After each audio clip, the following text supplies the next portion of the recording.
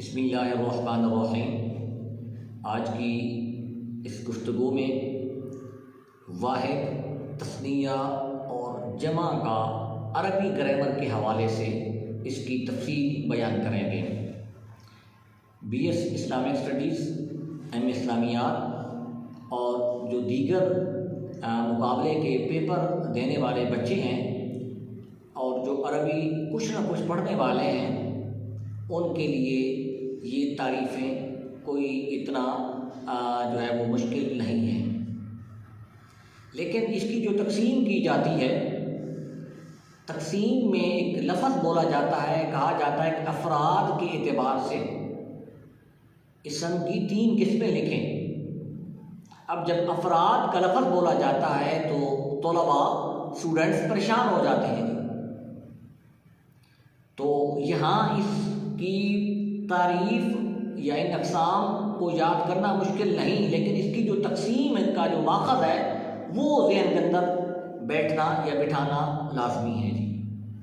واحد کے لیے عربی میں مفرد کا لفظ بھی استعمال۔ واحد یا مفرد وہ اسم ہے جو ایک چیز کو ظاہر کرتا ہو، جیسے رجل، امرأۃ، ایک مرد، امرأۃ ایک عورت جی۔ واحد سے تثنیہ بنتا ہے یا مثنیٰ بنتا ہے۔ عربی زبان کی ایک ایسی خصوصیت ہے اور اس کی وسعت بھی ہے کہ عربی زبان میں تثنیہ کا صیغہ بولا جاتا ہے۔ اس کے برعکس اگر ہم اردو کو دیکھیں، انگلش کو دیکھیں، تو انگلش اور اردو میں تثنیہ کا صیغہ اسپیشلی طور پر نہیں بولا جاتا جی۔ مثال کے طور پر ہی انگلش میں لفظ استعمال ہوتا ہے، اس کا مطلب ہے وہ۔ جب اس کی جمع بولنی ہوتی ہے تو اس کے لیے دے کا لفظ استعمال کرتے ہیں۔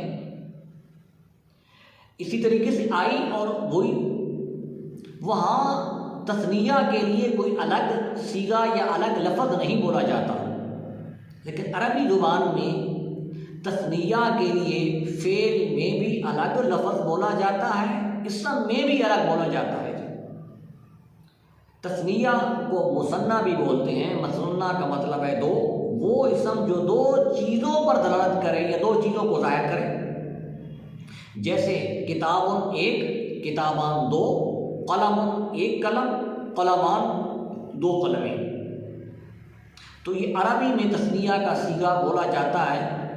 دنیا کی اس صیغہ کی جو حوالے سے عربی زبان کو کافی شہرت ملی ہے۔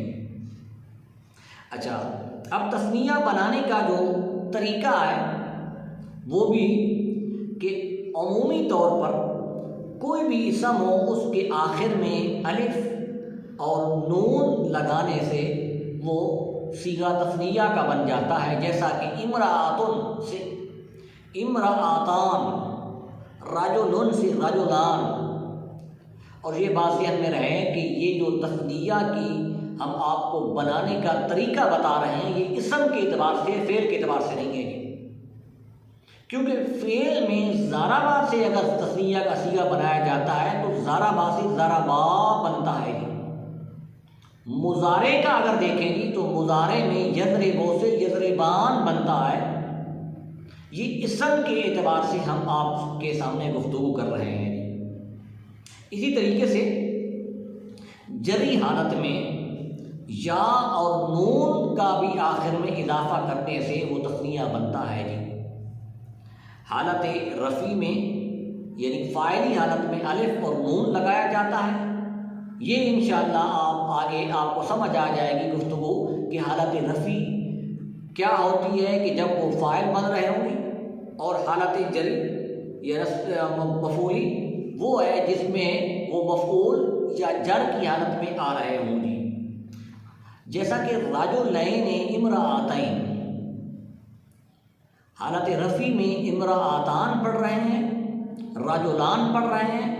حالت نصبی اور جری حالت میں، زیر والی اور زبر والی حالت میں اس کو رجلین اور امرأتین پڑھ رہے ہیں، یا اور نون کا آخر میں اضافہ کر دیا ہے۔